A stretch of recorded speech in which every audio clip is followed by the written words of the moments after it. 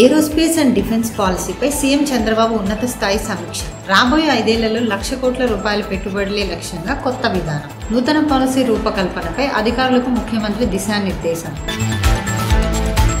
బాపట్ల జిల్లాలో పర్యటించిన మంత్రి నారా లోకేష్. ఇంకొల్లులో డీవీఆర్ సైనిక్ స్కూల్ను ప్రారంభించిన మంత్రి. ప్రజల సమస్యలు పరిష్కరిస్తానని మంత్రి హామీ. బుగ్గమఠం భూ వివాదం. పెద్దిరెడ్డికి సుప్రీంకోర్టులో నిరాశ. హైకోర్టు సింగిల్ జడ్జి ఉత్తర్వులపై స్టేకు నో చెప్పిన సుప్రీంకోర్టు. పెద్దిరెడ్డి దాఖలు చేసిన పిటిషన్పై విచారణ ముగించిన ధర్మాసనం. హైకోర్టు డివిజన్ బెంచే నిర్ణయం తీసుకుంటుందని స్పష్టీకరణ. ఇరాన్లోని అణు కేంద్రాలను ధ్వంసం చేయడమే లక్ష్యంగా బాంబు దాడులు చేపట్టామని అమెరికా రక్షణ మంత్రి పీటర్ హెగ్సెత్ వ్యాఖ్య.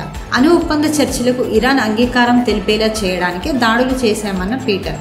ఆ దేశంతో యుద్ధం చేసే ఆలోచన తమకు లేదని స్పష్టీకరణ. కేటీఆర్కు ఓటమి ఖాయం. హరీష్ రావు తప్ప ఆ పార్టీలో ఎవరూ గెలవరన్న ఎంపీ అరవింద్. బీఆర్ఎస్ అవినీతిలో కూరుకుపోయిందన్న అరవింద్. ఆ పార్టీ నేతలను వెంటనే జైలుకు పంపాలని డిమాండ్. ఇరాన్ దాడుల దెబ్బ. ట్రంప్కు నోబెల్ ప్రతిపాదనపై పాకిస్తాన్లో రాజకీయ దుమారం. ఇరాన్పై అమెరికా దాడి తర్వాత ప్రతిపక్షాల తీవ్ర వ్యతిరేకత. ట్రంప్ చర్యలు శాంతికి విరుద్ధమంటున్న విపక్ష నేతలు. నోబెల్ ప్రతిపాదన ఉపసంహరించుకోవాలని ప్రభుత్వానికి demand. YCP MP Avinash Reddy అనుచరులపై పులివెందుల్లో కేసు నమోదు చేసిన పోలీసులు. వివేక హత్య కేసు నిందితుడు సునీల్ యాదవ్ను వెంబడించారని ఆరోపణ.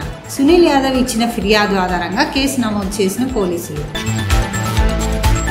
డ్రగ్స్ కేసులో Kollywood hero Sriram arrest. Chennai narcotics intelligence unit police అదుపులో ఉన్న శ్రీరామ్కు వైద్య పరీక్షలు నిర్వహించి 2 గంటలకు పైగా విచారణ చేసిన పోలీసులు.